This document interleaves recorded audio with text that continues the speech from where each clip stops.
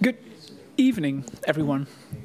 My name is Lucas Verburgt, and on behalf of Spij 25, Atheneum Boekhandel en uitgeverij Uniboek Het Spectrum, I would like to warmly welcome you to this festive launch of De Wereld, een familiegeschiedenis, the Dutch translation of Simon Sebag Montefiore's new epic world history. And I'm really quite honored and delighted to welcome Simon in our midst, who will shortly put on his 7-league boots and take us on a journey through a 1,500-page history that traces family dynasties on all continents over thousands and thousands of years. And following the talk, I'll invite Simon to join me for a brief interview where we'll be exploring, hopefully, the nature of his new way of writing world history and also what drives him to be the kind of world historian he is.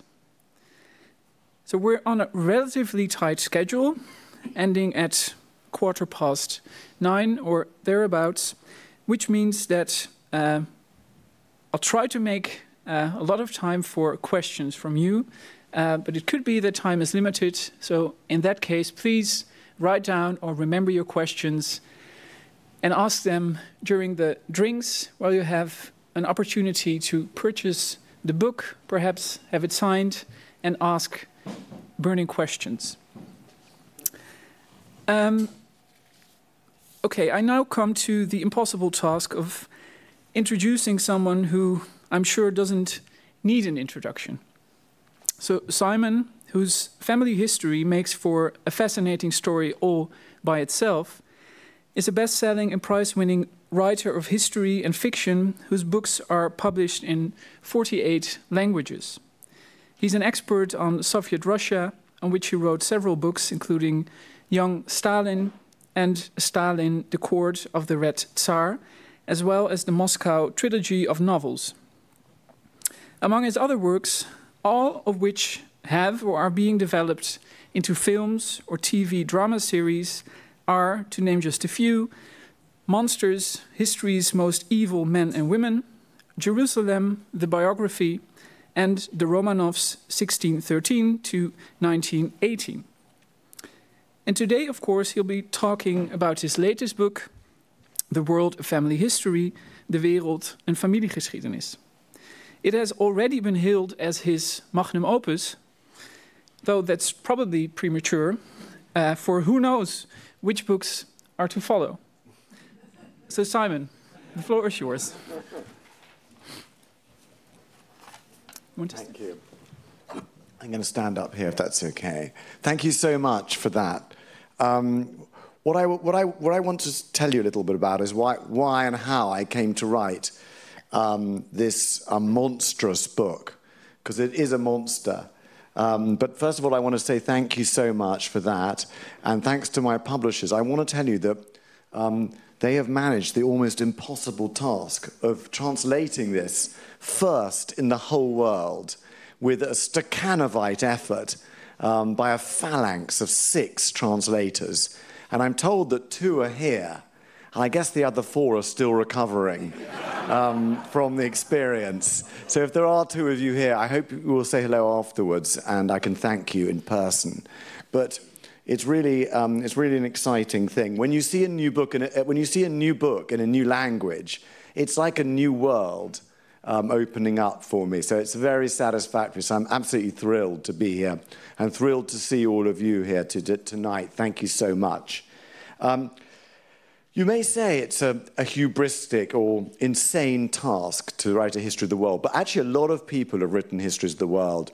Sir Walter Raleigh, the great British sailor and adventurer, started a history of the world while waiting to be beheaded in the Tower of London, but he was beheaded before he finished, and I hoped to avoid that fate. One of the heroes of the book is Sima Qian, the Chinese historian of the 1st century BC, and while writing his history, historians are always in danger. History is a perilous profession in authoritarian states, of course. And it's easy for us. And while he was writing his history, he made the mistake of writing about the first emperor of China. But as he wrote, it was clear to courtiers who made trouble with the emperor that he was actually describing the Emperor Wu, who was the present emperor. And various court intrigues led to his arrest. And the Emperor Wu gave him the choice of either execution or castration. And Sima Qian chose castration because he said, you know, he wanted to finish the book. I often knew how he felt, and I hope you'll take it on trust that I've finished the book intact, and so I've survived it myself. His dream was that his book would be read he said, in villages, in cities, across the oceans. And of course, that's the dream of every author when they write any book. But this book especially is designed to be read in many countries and across the world. The idea was this. I always wanted to write a world history. When I was a little boy, my father gave me a book by Toynbee, the great Toynbee, and it was a world history. And he said to me, maybe one day you'll write something like this. And so I've always been wanting to write a world history. The question was how to do it. I find a lot of world histories are excellent on trade links and migrations and pandemics and buildings and philosophies, but not so good on people. And yet biographies are often way too focused, way too minute in their attention. And you often see biographies of great American presidents that are the same length as this book, in fact, or even in 2 volumes. The latest biography of Henry Kissinger, for example, is 2,000 pages long. Are you translating it? No. But if you were, you'd have it done almost before it was written.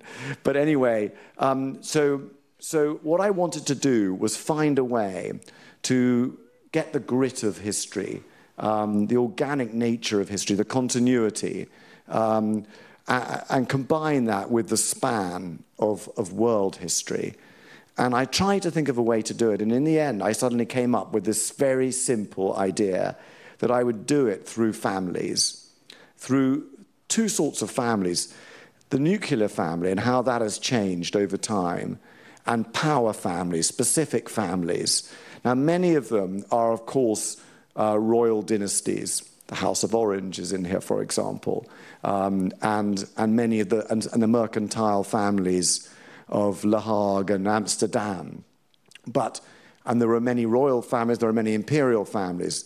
But there are also families of writers and artists, doctors, and there are all sorts of characters in the book, from all professions. So it's not just about ruling families and kings and emperors. But there were other things I was trying to do. One of them was we live in an age of diversity. And the great thing about families are studies of hybridity, of interconnection, of migration, all the things that have made our world as we know it. And it's very easy to apply diversity to a study of families. I decided early on that I was going to treat the families of, say, China or Africa, the royal families of the Ming dynasty or the Dahomey kingdoms or the Zulus, exactly as I would treat the Habsburgs or the House of Orange or the Romanovs. And once I decided that, that was a big step forward in the planning of the book. And then, of course, we live in an age which demands that we look at female history.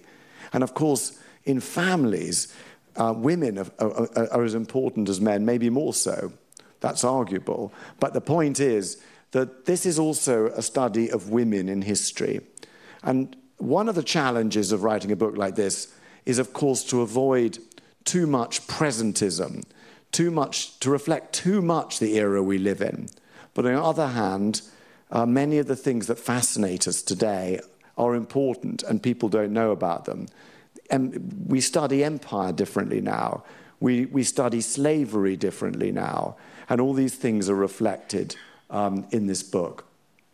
You mentioned my own family. My own family is in this book a little bit as a walk-on part. But most of the families in here are families that have somehow changed the world. And what I've done is to tether them. I've used them as tethers to harness the great moments of history, the great changes in history, to a human story. And of course, when I started it, I didn't realize how enormous a task it was. There were times during the writing of it that I thought I was going to end up like C. McKean or Sir Walter Raleigh in the great effort of writing the book. A small example, we've seen many examples today of how important it is to get the history right.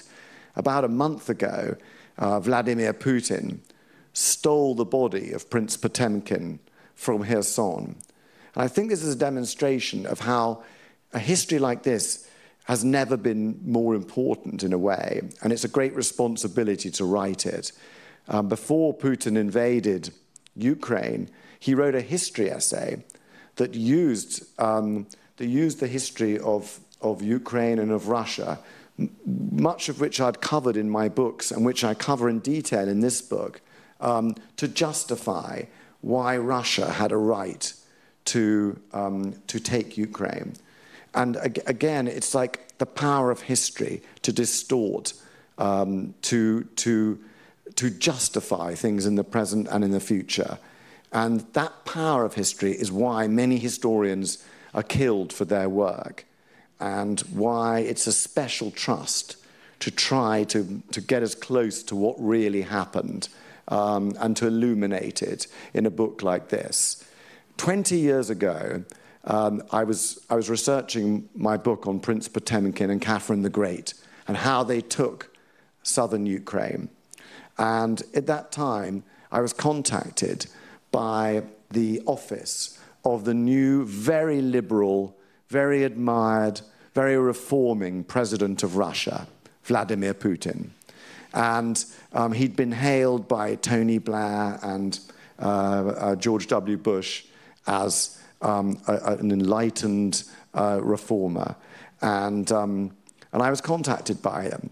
And the reason why, you may wonder, why on earth was a young English historian contacted by Russians about their own history? But the reason is that Stalin was a real history buff. He knew, he was fascinated with history, but he ruled that the Bolshevik Revolution and the education system of the Soviet Union should really concentrate on reformers like Peter the Great and Ivan the Terrible. Catherine the Great and Prince Potemkin were too aristocratic, too feminine, too sexy, too cosmopolitan. And so they were totally ignored in the Soviet period. So when I wrote my book, that book over 20 years ago, my first history book, incidentally, no one had really worked in these archives for 70 years. And I could see that when I looked at the archive, who looked at the documents. Anyway, I was contacted by his apparatchiks. I met them at secret meetings in Claridge's Hotel in London and the Metropole Hotel in Moscow, very cloak and dagger.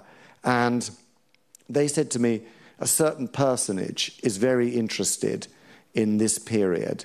He's very interested in the Crimea and Ukraine and how they were taken by Russia. This is 20 years ago. So 22 years ago, in fact. And and they said to me, would you write a one-page summing up of how this territory was taken for Russia? So I did that, and I never heard back. But when it was translated into Russian, that book, I was told by my publisher that Putin had read it, and when George W. Bush arrived to meet him, they discussed Prince Potemkin and this subject. But more interestingly for me was that he said to me, and the president wants you to have a reward. I said, what's that going to be? He said, we're about to open the archives of Joseph Stalin. And he offers, would you be interested in being the first Western writer to work on these archives? So, of course, I was like completely thrilled. And so for the next 2 years, I worked on the Stalin archives. And I had my own room. I was brought documents about Stalin and Beria and Molotov. And everybody in the archive was working for me. By the way, people who work in the Russian archives are very strange people. The archivists are a very strange... For a start, they're all intermarried. They're a sort of dynasty. They're a dynasty, a real dynasty, but they're an underground dynasty because the archives are underground in nuclear bunkers, and they all marry each other. So they're a very strange bunch. But anyway, they all helped me. But when I published the book, Stalin, the Court of the Red Tsar, which I know some of you have read, Putin hated the book, and I was kind of blacklisted. So when I wanted to go back to the archives to research young Stalin, my next book, I went to the woman who I'd spent 18 months in her company, sitting in a special office all to myself. And I said to her, like, could I have my old room back? And she said to me, like, I don't remember you. I said, but I was here every day for months, for months. She said, like, I don't know you. You just have to apply like everybody else now. So I've experienced the favor, the warm radiance of the favor of the Kremlin, but also the cold tundra of the wind of Siberia, of being out of favor. But 20 years later, when Putin started to write about how Potemkin and Catherine the Great it started to praise their conquests of Ukraine, I realized that this was serious. And I was one of the people that said, like, I think he is actually going to invade Ukraine, because the meaning of it was clear. And I remembered all this 22 years before. Imagine my amazement, though, 2 weeks ago, when the news came that they'd actually stolen the body of Prince Potemkin from Kherson. And I think that probably they'll use the body, they'll build a mausoleum for Potemkin in Moscow with the names of all the cities that he founded. So it'll serve a political use. But anyway, I'm just telling that story just to demonstrate that history is alive, it's powerful, and it's important. This book, what I wanted to do was to produce a work that was in a single narrative that covered everywhere in the world and which combined the span and the global nature of a world history, but also possessed the intimacy, the grit, the juice of biography. And that's the idea of the book, and I hope you enjoy it.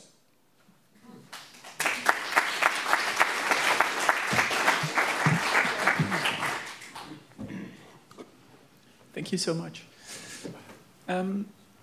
So many of the questions that I have for you, actually, you touched upon... Sorry? Harder. Okay. Okay, thank you. So many of the questions I wanted to ask you, you've touched upon these questions in what you just said. So part of what I would like to talk with you about will come down to sort of unpacking of what you said. So I would like to start at the beginning, or to perhaps move a little bit further than that and approach this book against sort of the background of your oeuvre. So in the preface to the book, you say that you've always wanted to write an intimate human history. So unpacking what you just said, could you tell us a bit more on when and why that particular wish entered your mind? I think it really started when I wrote my Jerusalem book, which was about 10 years ago. And in Jerusalem, most of the books about Jerusalem were about the buildings, interspersed with a few sieges and massacres. And what I wanted to do when I was looking at that subject was to write it in a new way, So you got a feeling for the city as a lived-in place. And I remember seeing the stones on some of the ancient ancient stones on the Temple Mount, for example, and in some of the old buildings where you could see the stone was smoothed by the steps of generations of people. And so I realized that families had lived in these places and stood on these places, and that they had loved and eaten and sung and walked many times, generations, grandchildren, sons, great-grandchildren. And so I realized that is a very useful way to tell history. Now, I should probably put a health warning here, in that obviously I'm not overselling the part of family in history, which one could do. When we were brought up, virtually everything was blamed on the childhood of everybody, wasn't it? When we did sort of, I remember being taught that Hitler and Stalin were monsters because their fathers had been drunkards who beat them. I don't know if you were told that sort of thing, but we were told that. And, I've sort of realized, of course, that, family in childhood is not an explanation for everything, and nor is genetics. People are influenced by many different things that happen in their life. I mean, to look at the Kremlin, for example, the inhabitants of the Kremlin, the rulers of the Kremlin, whether it's Putin or Stalin or Peter the Great, they're partly, they arrive in that position with a certain character, but the experience of absolute power also distorts and corrupts and coarsens people. And so they're partly the result of who they were before, but they're also partly created by the circumstances of absolute power, and which is an interesting thing. When you look at many of these autocrats, for example, we look at it from outside, and to us they look all powerful. But from their point of view, it's a very insecure position. You're a very exposed position. And I remember when Putin was offered the presidency, by the way, he said, his first thing he said was, but how would I keep my children safe? And that's the sort of point. It's a very insecure position, because someone with no limits to their power also has no security about how to leave it, how to hold it. And so anyway, my point is that there are many influences on people, but family is a very useful tether to tell stories and to understand continuity, which is so often missing from history. So with Jerusalem, I did that, and I included all sorts of families. I mean, some of them were conquerors, Suleiman the Magnificent, they were Ottomans, some of them were British officials, some of them were Rothschilds, great Arab power families at different sorts. And it kind of worked. So when I was agonizing about this, it seemed that family was the right idea. But how to do it, and whether it was possible, was a terrifying thought.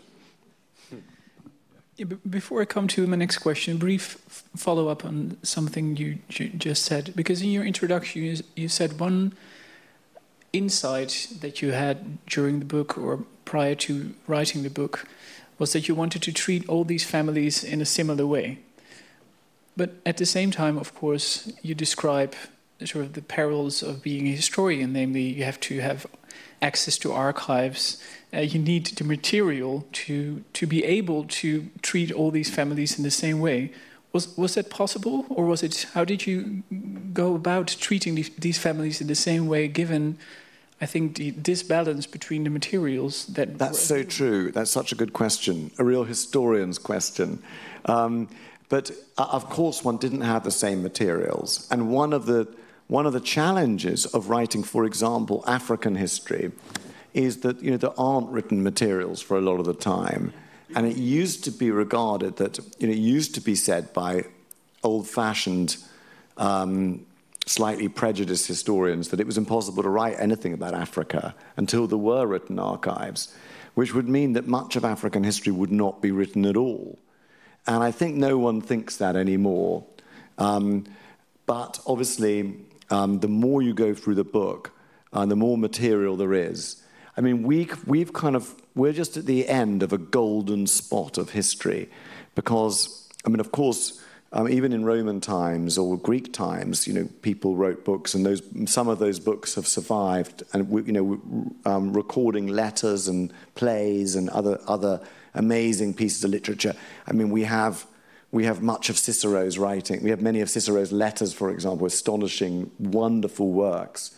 But with the coming of printing and paper and cheap paper around the time of after the Renaissance, there was a period when there was a golden age of writing letters, which I think you're touching on. And for 500 years, everybody wrote letters. I mean, particularly the climax of it was really the Enlightenment, when people like Voltaire and Catherine the Great and Casanova were all writing letters. Frederick the Great were all writing letters every night. They sort of scribbled away all day, and the letters were sent round Europe, and they were copied and read again. They were almost like newspapers. And that period went on until the 1930s. It was challenged by the arrival of the telephone. And of course, in the 1990s, it was challenged by the arrival of the internet. And that virtually killed off letter writing. So we're going to have, we have a problem anyway with our sources in the future as well. But in the past, there is a great imbalance between the materials. And naturally, I try to use primary sources whenever possible. I wrote this book in lockdown, by the way, so I wasn't going to any archives, but I bought a lot of books. I'm ashamed to say this in a bookshop event, but from Amazon, I bought a lot of books because some of them are very cheap, especially older books. And so every day I had books being delivered, which I then read and consumed. Wherever there was a great correspondence, for example, letters survive from Suleiman the Magnificent to his wife, Hurrem Sultan, also known as Roxolana. And those are beautiful letters and poetry. So naturally, I wanted to, cover that and use the materials that I had. But wherever possible, I've also had a real balance between different continents, different worlds.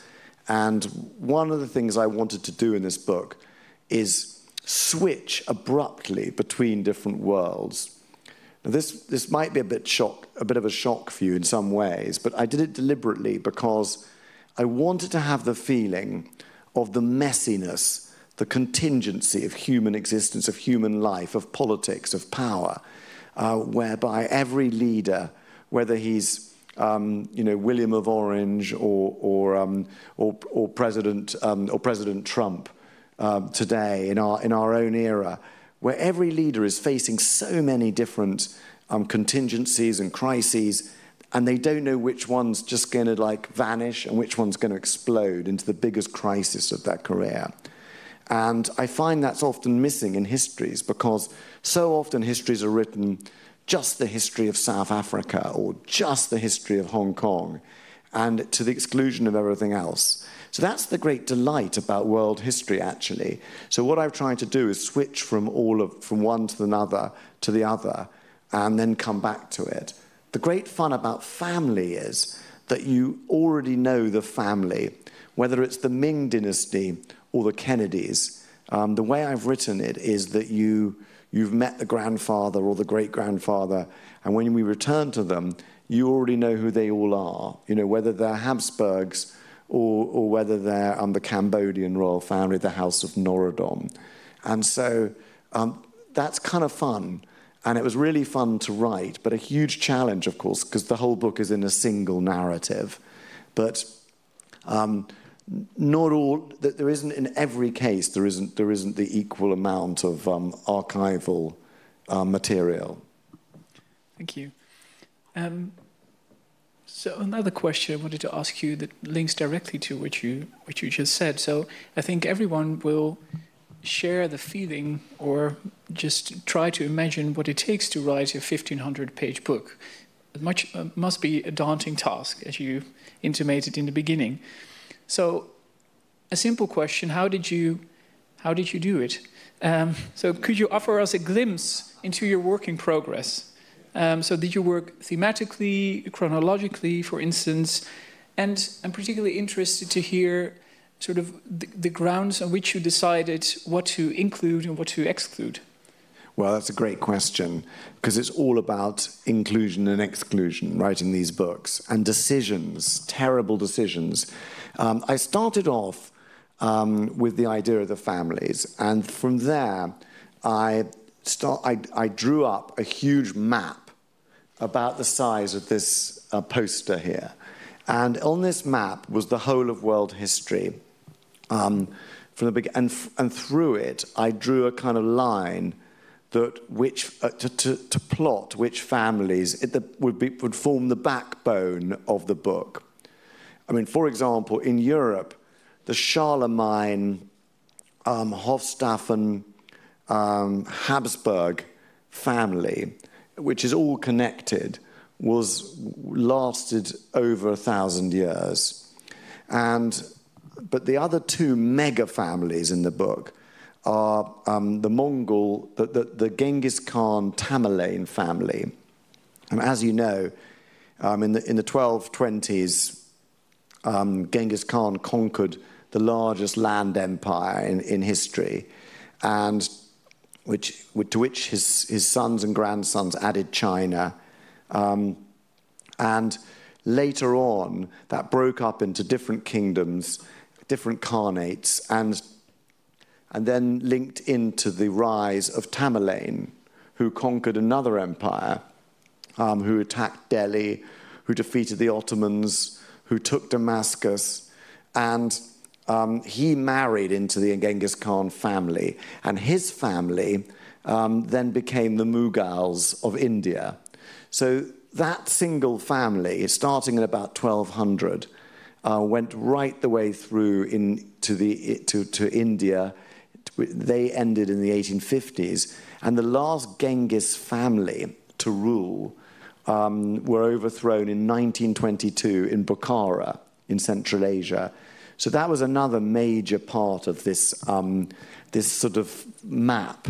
And then another one was the third mega family was the family of the Prophet Muhammad, and that family starts in about 600 and continues today. The Umayyad dynasty, the Abbasid dynasty, the Fatimid dynasty, the Hashemite dynasty. The Arab revolt in 1916 with Lawrence of Arabia. And then they ruled the kingdoms of Syria, Iraq, and Jordan. They still rule the kingdom of Jordan today. So that's a family that lasts, well, over about 1,500 years so far. And so these families were the key of plotting it. And of course, and so that was the basic. So I came up with a basic kind of like a family tree of history. And I realized that with these families, the idea would work. That it would work. Now, you might say, how could dynasties work once you got to the 19th century, the age of mass politics? And yet, family is a very, very flexible institution. And power families are very flexible. And dynasties like the Bonapartes and the Hohenzollerns actually adapted quite well to modern politics and representative government. Some others like the Romanovs didn't, but the Habsburgs, for example, actually adapted very well to having large parliaments and in Vienna. So that was part of it. And then, of course, you come to the 20th century, and many of those dynasties fall in 1918, and yet the hereditary principle is still very strong. We have constitutional monarchies in our countries, in Holland and Britain, which work very well as personifications of democracy. But in the rest of the world, which, Asia, Africa, especially Asia, we're seeing a reversion to dynastic rule everywhere, and which is a sign of turbulent times, of the failure of states to provide justice, to provide security. After all, the one thing that states and families have in common is that they're institutions created to provide stability and safety. So anyway, that's how it was written. But, you know, when I was writing it, it was a sort of, I have to confess to you, because you've put your finger on it, it was a living hell writing the book, a living hell. There were times I woke up at sort of 4 in the morning and went down to my favorite coffee shop and sort of banged with my keys on the door. And the guy was just setting up, and he'd open the door and give me an espresso. And I'd sit and have an espresso in the street, in this dark street in Kensington, London, and think like, oh my God, I've just got to get to work because there's so much to do.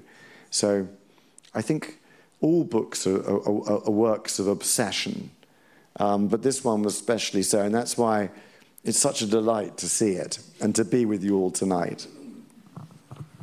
Thank you. Yeah, so one reason I asked this question, so how did you do it? How did you go about writing the book?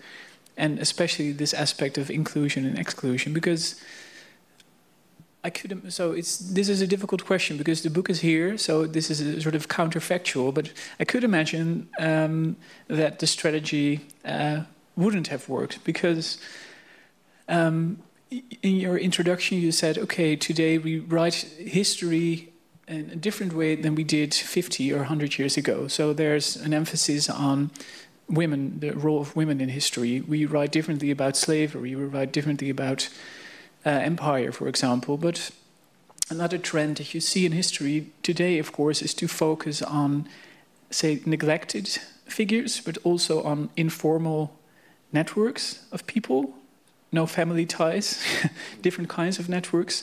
So did this big structure, because you're now focused on all these powerful families that lasted for centuries, did it also allow you to bring into view persons or families that are usually, well, excluded or not focused on? Yeah, I mean, that's such a good question. Yes, I mean, the answer is yes. I mean, the whole point of it is to have characters that are very familiar. The great men and women of history, you know, whether it's Franklin Roosevelt or you know, Peter the Great, but also or Mao Zedong, but also to have lots of families that you don't normally see in history books that are often neglected in one way or the other. I mean, for example, one of the families in this book is the family of Gangazumba, the king of the slave rebel republic of Palmares in northern Brazil. Now, that, as far as I know, has never been in a world history before. And in fact, there was a time when a slave republic, a slave kingdom, wouldn't have made it into any history book except very specialized books on, maybe on Brazilian slave culture. But that is in this book, and that's the fun of this world history. I've also, just on another subject, I mean, this is very much not a victor's history.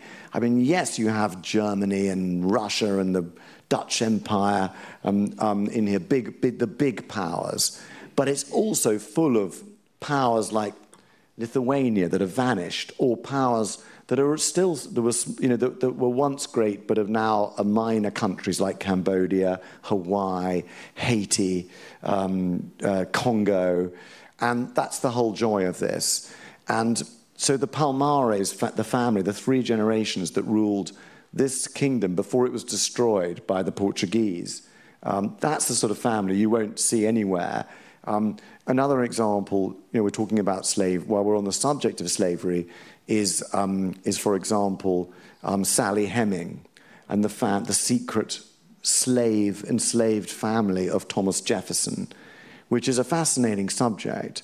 When Thomas Jefferson was ambassador to Paris, he brought out a 16-year-old girl to Paris, and this girl was the enslaved biracial sister half-sister of his wife. Now that's quite hard to get your head around. But it's even more extraordinary if you think, like, this is Mrs. Jefferson's sister, who is a slave and a person of color.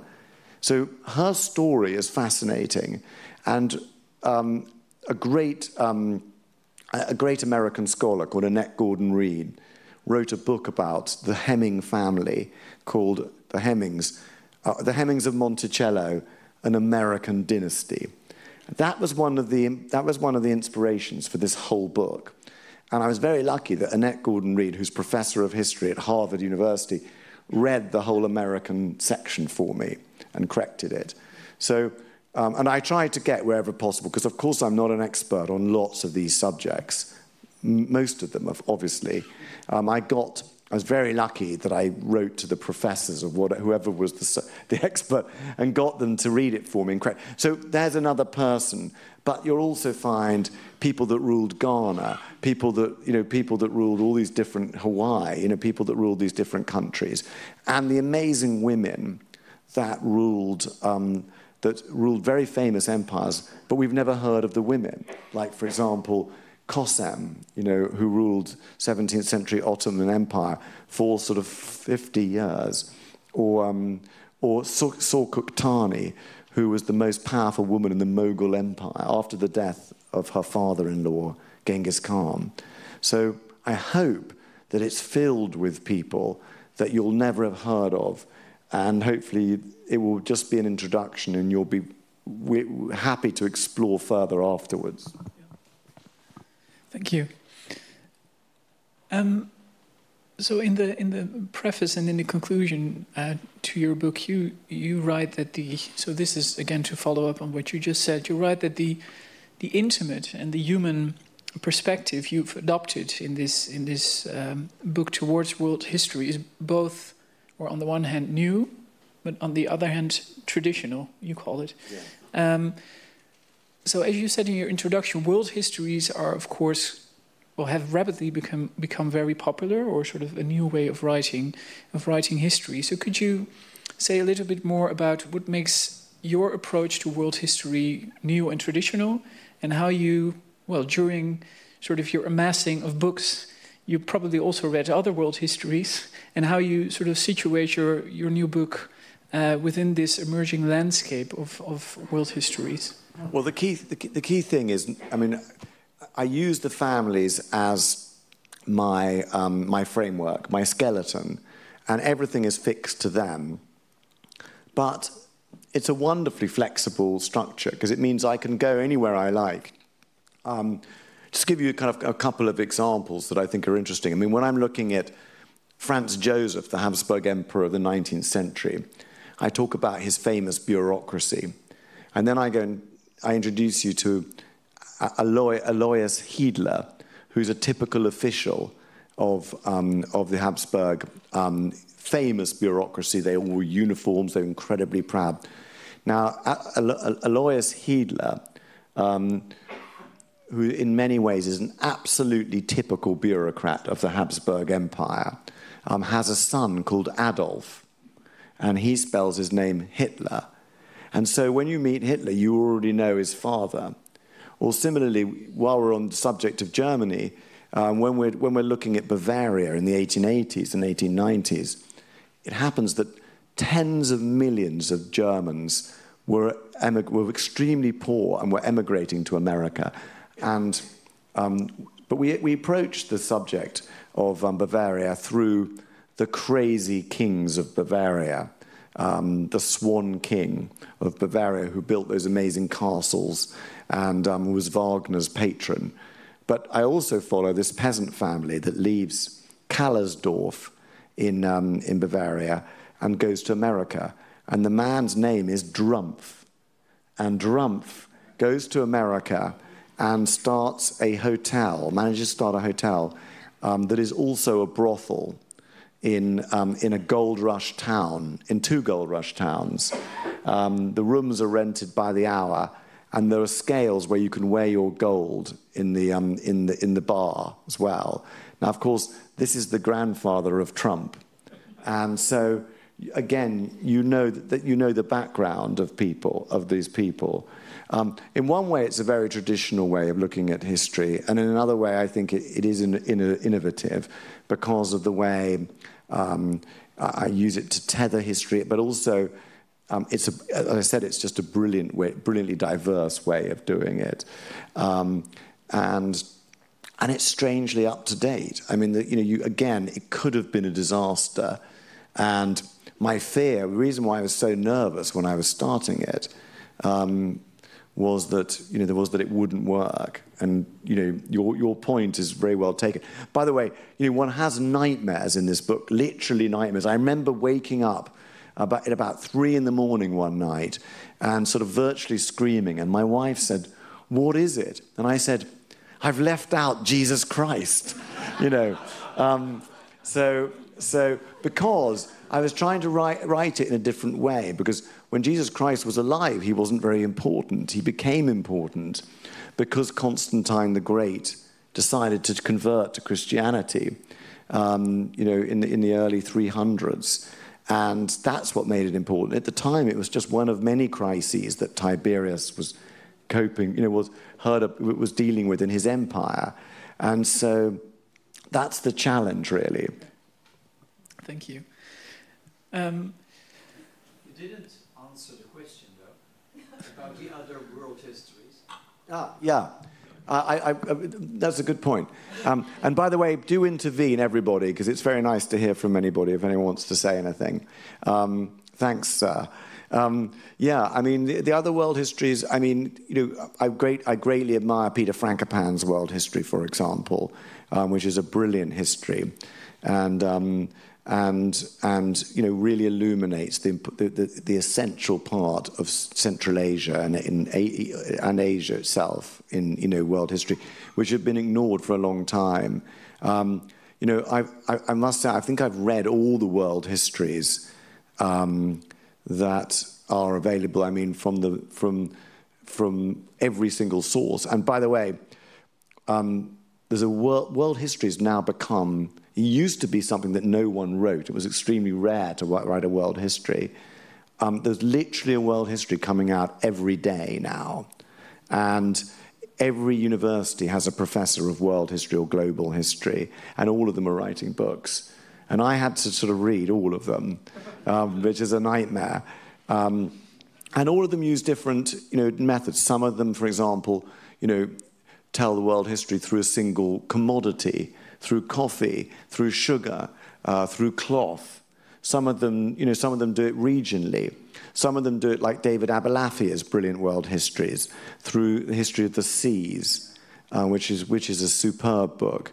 And other people do it through histories of bureaucracy or democracy, or there are so many, or philosophy. All of these I had to read, and all of them I wanted to encapsulate in this book. But the essential decision, all of them are in. All the decisions I made of what to include and what not to include are partly because whether they were important, partly because there was amazing material. A lot of it is because I just loved it, and it's my decision, and that's the great thing about writing a book. And one can be, and the great fun is for you is to criticize it and say, why the hell didn't you put? For example, in composers, I have Beethoven, Tchaikovsky, and Mozart. But you could say, why haven't you got Brahms? Why don't you have Strauss? And I haven't. Those are the ones I chose for all sorts of different reasons. Sometimes because they were close to one. The Mozart was very close to the Habsburgers. That suited me very well, and etc. So I always follow Benjamin Disraeli, who used to say, when I want to read a book, I write it. And I always wanted to read this book, and I've written it. Thank you. Yeah, we can, of course, come back to the theme of different world histories. But there was one question I wanted to ask you, and then I would like to open the floor to questions from you, namely a short anecdote that I had to think of when reading your book. So there was this great 19th century polymath called William Ewell, who was a master of Trinity College in Cambridge.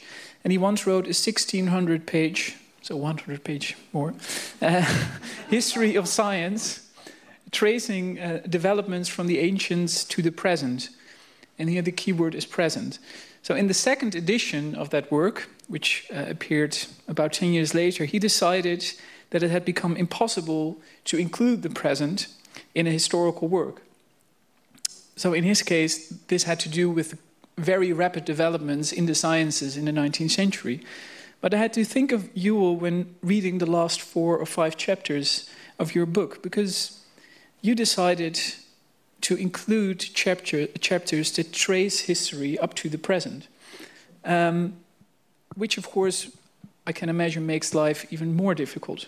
So I was just wondering whether you could say a little bit on what made you decide to include almost the present or the very recent past in your book, and whether you could explain what made the writing process of these chapters so very different from writing all of the other chapters. Well, lovely questions you ask. Thank you.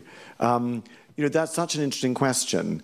Of course, that was the great challenge, was where on earth to stop the book. But I was partly decided by the fact that my own life, I've been incredibly lucky that in the early 90s, I went to cover before I started my first book, which I just started telling you about at the beginning.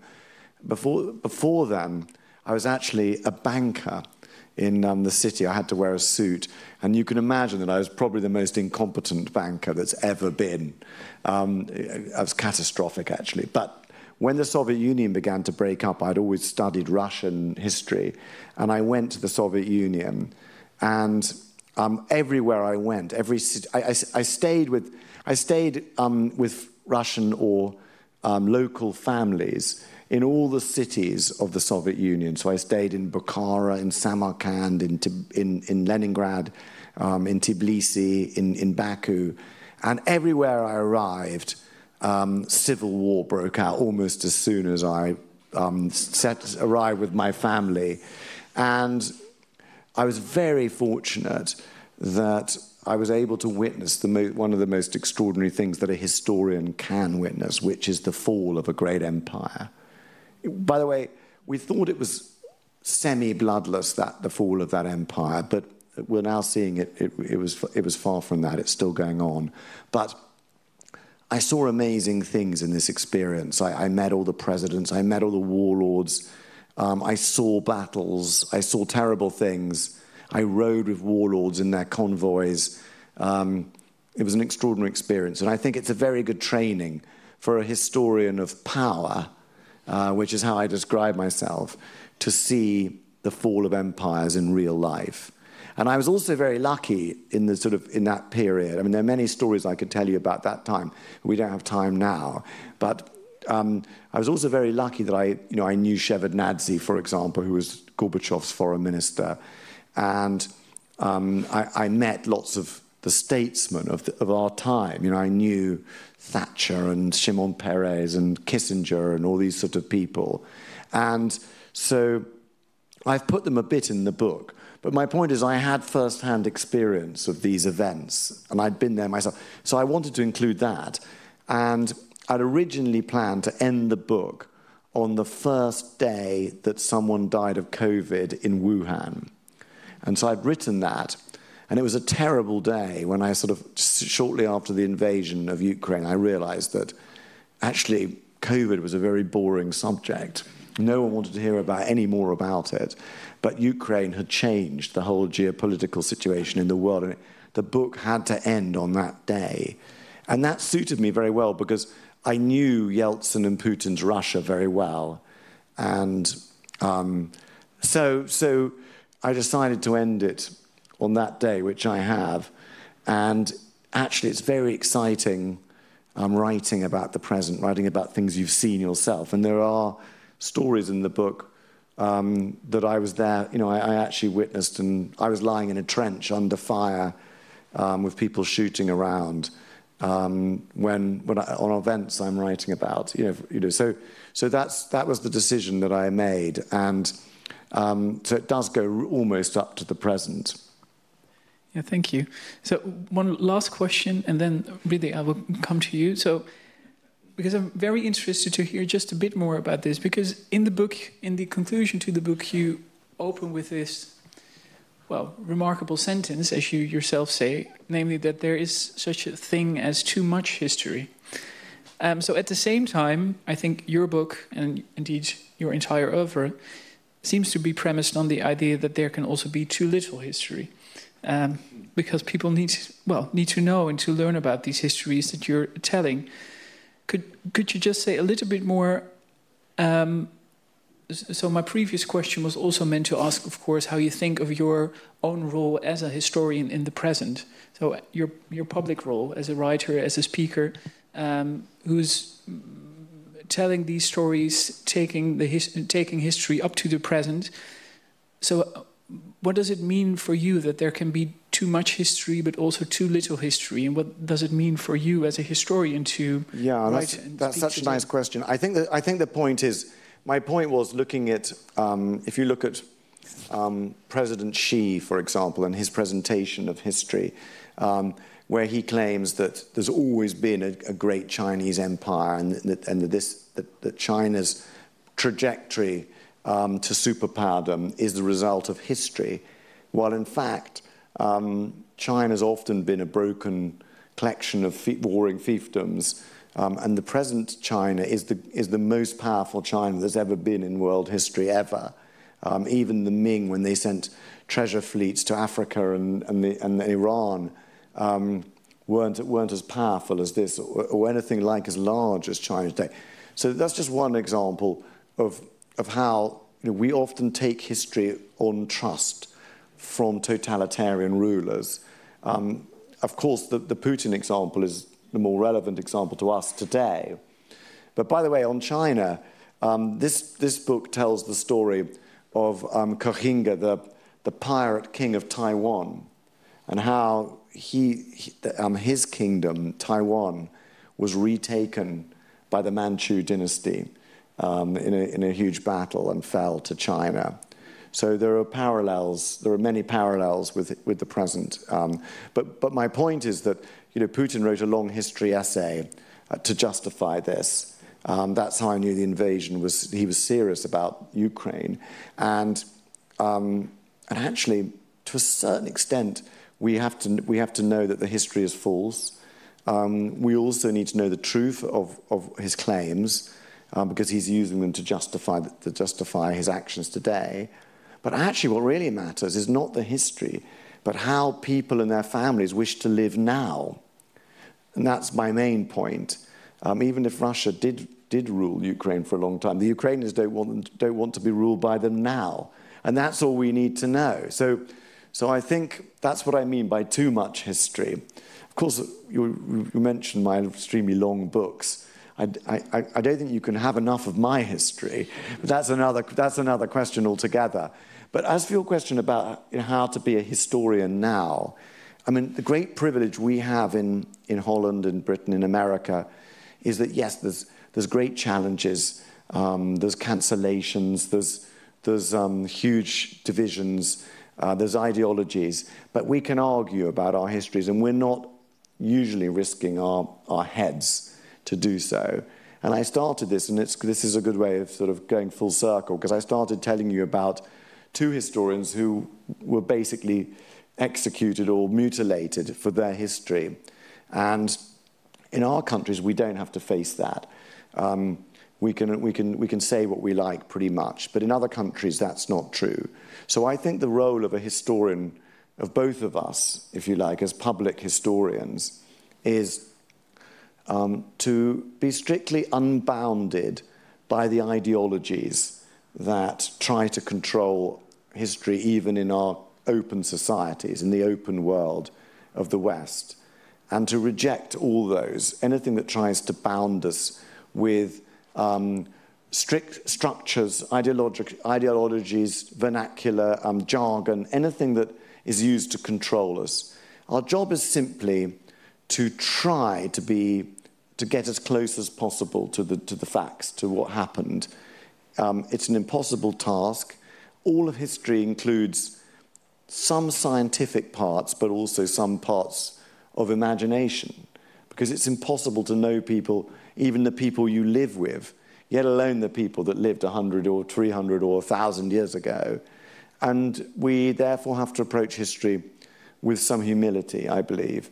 But our job is to shine the brightest light that we can. Now, when it comes to injustices of history, slavery, empire, I think that unless you can persecute the perpetrators of crimes who are still alive, apologies and may be a tonic, maybe a medicine for people's feelings. But actually, the best cure, the best medicine for the past, the only redemption that counts is total openness, and to shine the brightest light, the illumination of the truth, and its propagation as education, as books, as stories, and that's what I'm trying to do.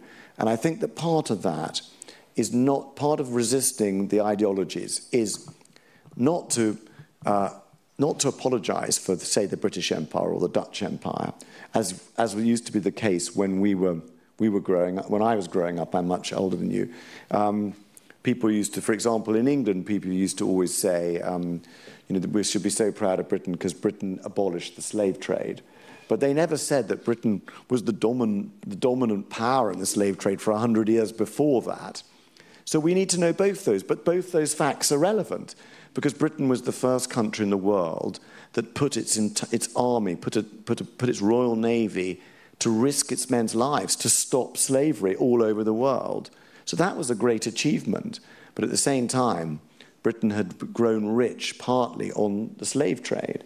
So that is one thing we reject. But another one is a hierarchy of victims and perpetrators by class or race or any other means of imposing an ideology, and to treat everybody equally. Everyone counts or no one counts. That has to be our mission. Thank you. Thank you so much. Okay, I'd like to open the floor. First question there, if you take the mic. Yes.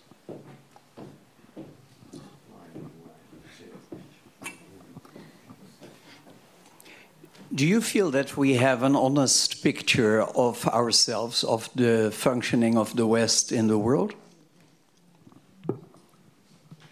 I don't think we have a full picture of anything that's happening in the world, neither the West, neither the free world nor the unfree world, neither the closed world nor the open world.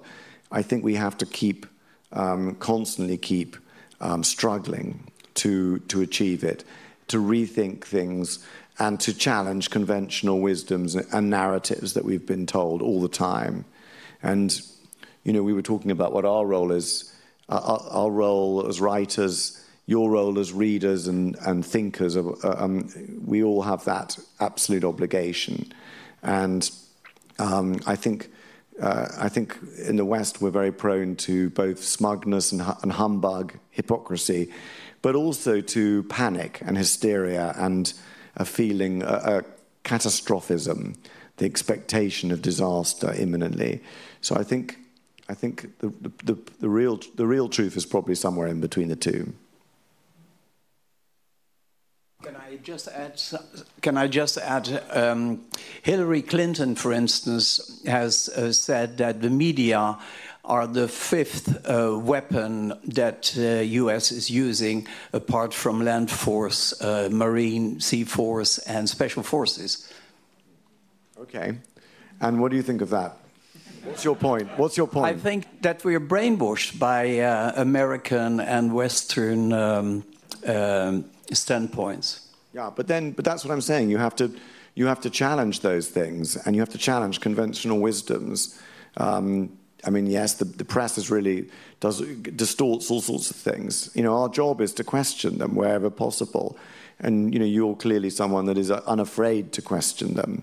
So, I mean, but there's also what I'm saying is there's not only one narrative. There are many narratives in conflict, and our job is to try and review the information and come to our own conclusions, and not to take stuff fed to you.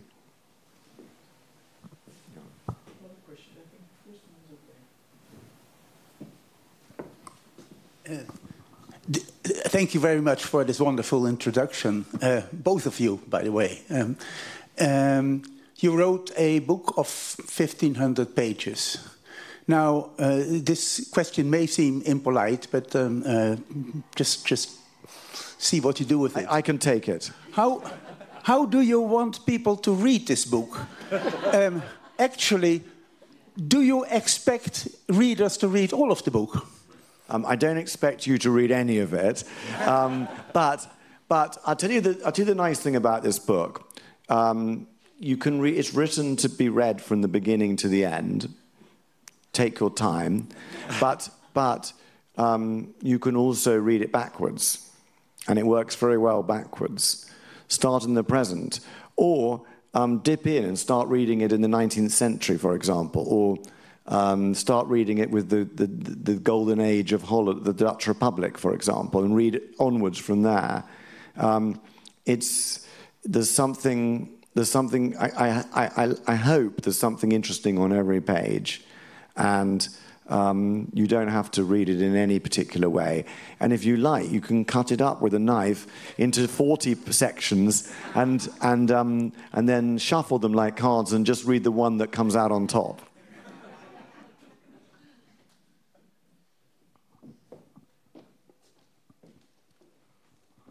It's a really nice talk from both of you. I'd like to thank Simon.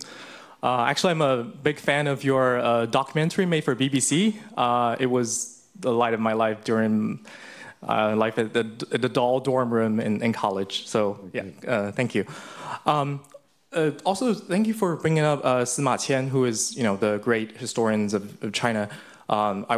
He was kind of my hero when I was growing up, but later on, I feel like he may not have paid enough attention to the great families in China at his time. He maybe paid too much attention to the emperors, to the generals, because for a long time, China did have great families, and that's really from the Han Dynasty into the Jin Dynasty, and after that there was conflict with the northern tribe, and suddenly there's a big reshuffling of it. But there are big families in China, similar to in Europe. You have the families that last more than all the dynasty combined, thousands of years.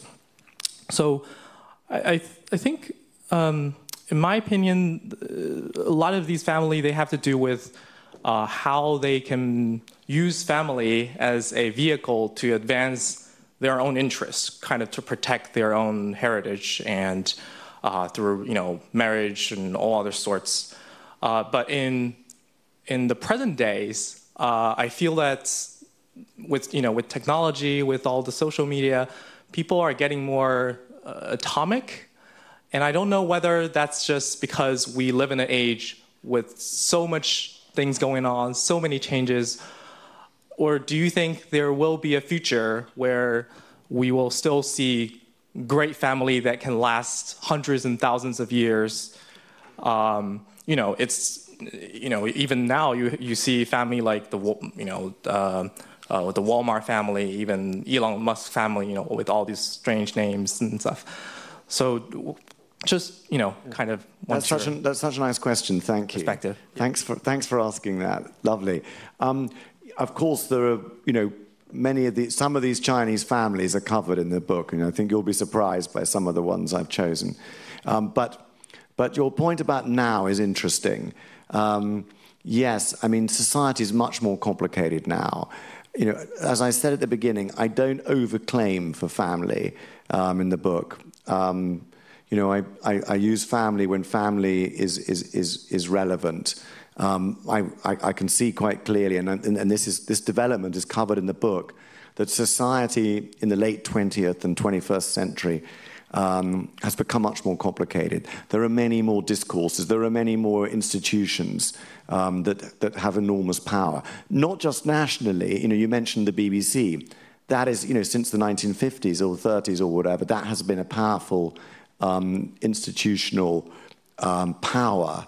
Has been a great power in British society. For example, now we have the internet as well, and all these different platforms and so on. And so all of these have had effects to isolate people, atomize people, as you put it. And yet there are also these huge institutions that have great influence. The markets, for a start, the international markets, for example, not to speak, and you mention all these people like the Walmart family, the Elon Musks and Zuckerbergs, who are all in the book, by the way. So it goes right up to the present time, and that they may or may not found great families. But I think many businesses are still run by families.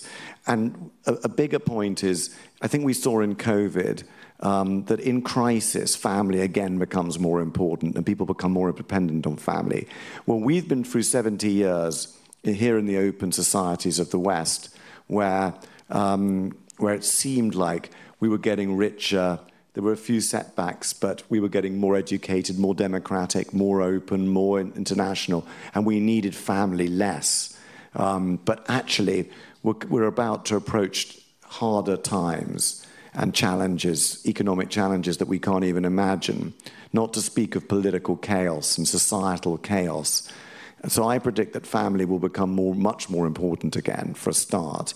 And I think that's very much worth thinking about.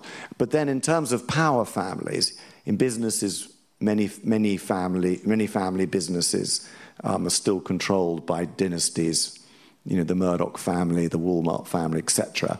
But in terms of politics, we're seeing a huge reversion to dynasty now. I don't mean in Holland and Britain, but I mean look at demo dynasties, the dynasties that are actually elected. You see how Donald Trump, for example, acted, in a dynastic manner, in a rather regal manner as president.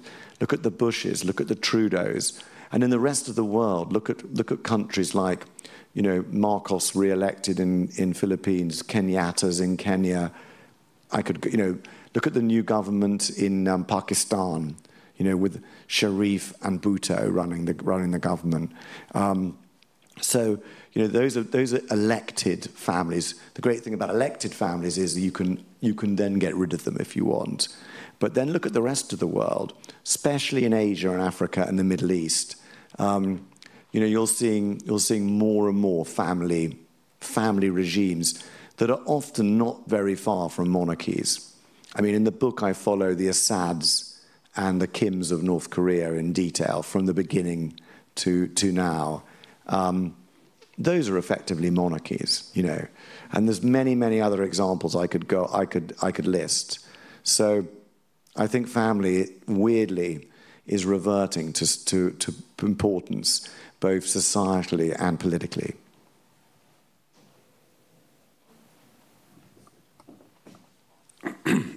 Did you also include notorious families in your book? Oh, yes. When you said I left out Jesus, I suddenly thought about his replacements on the world, the popes, and many Italian families, famous families, had popes in their midst, who also had wives, mistresses, even children. For instance, Pope Borgia, well, he was Spanish by descent, but he was very powerful. And he had a daughter, notorious, Lucrezia. So are these kind of dynasties, families in your book, or you left that out? I'm so pleased you asked that. It contains all the most notorious families I could find, particularly the Borgias and the Medicis and Lucrezia Borgia. And I've also included, just for you, the pornocracy of the papacy in the 8th and 9th century.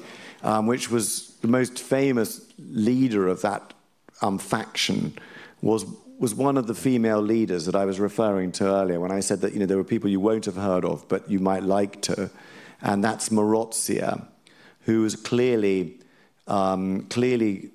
completely demolished by jealous and enemy, you know, hostile male historians, but was clearly an amazingly kind of skilled politician, but was also a notorious woman who was the mistress, the mother, the grandmother, and the great-grandmother of popes. So she's a fascinating character.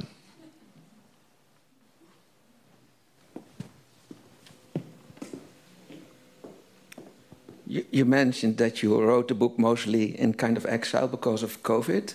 It reminded me a little bit to Stefan Zweig's The World of Yesterday, which was also written in exile. Is there a justified parallel?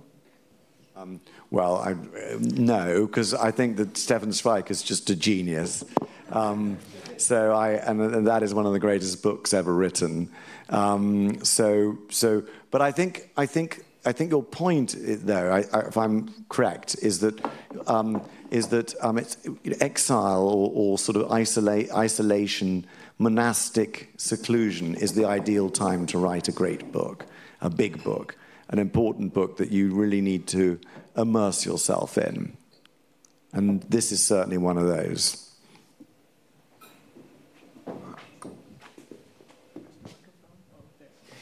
Shall we stop and have a drink?